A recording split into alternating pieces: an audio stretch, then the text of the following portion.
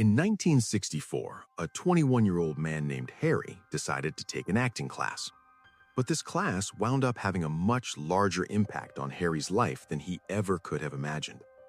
Not only did he meet his future wife in this class, but he also realized he loved acting, and he decided after college that was the thing he was going to pursue.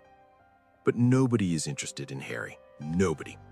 By the mid-1970s, Harry was in his mid-30s. He was making almost no money from acting, and so he decided instead of acting, he was going to become a carpenter.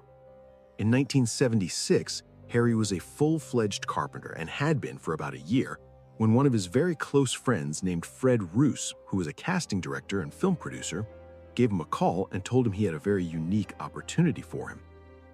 And so Fred explained, there was this really talented and eccentric film director who's trying to cast an upcoming movie. And the way he went about casting for movies was a little bit strange. Instead of having each of the actors and actresses show up and individually audition for their parts, he would group batches of actors and actresses and he would have them audition as a group. Because that way he could tell if there was chemistry amongst some of the actors and actresses and he could gauge their individual talent. And so he had all these groups already planned out, but one of the groups was missing one male actor. And so after Fred stopped explaining this situation, Harry was actually kind of annoyed. He was annoyed that Fred had basically already volunteered him, and so he couldn't really even say no without making Fred look bad, and he didn't like the idea that this was basically a waste of his time. He was being asked to go read lines, but not even try out, so how was this even an opportunity? And so finally Harry says, okay, fine, I'll go do this thing. And so Harry goes to this audition, he's handed the script, and he's reminded repeatedly to not attempt to audition. Don't try to act, just read the lines.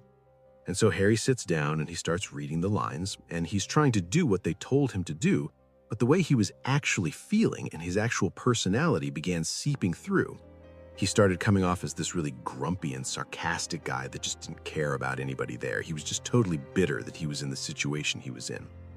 And apparently, this is exactly what the director was looking for in one of the characters he was trying to cast. And so they let Harry go the whole day, no one pulled him, they were looking at him as a potential character. And then at the end of the day, when Harry was about to just throw the script in the trash and leave without talking to anyone, the film director, better known as George Lucas, walks up to Harry, better known as Harrison Ford, and says, wait a minute, I was wrong. You are perfect for this movie, Star Wars. You need to play Han Solo. And so Harrison Ford said, all right, I'll play Han Solo. And that role as Han Solo propelled Harrison Ford into the megastar that we know him as.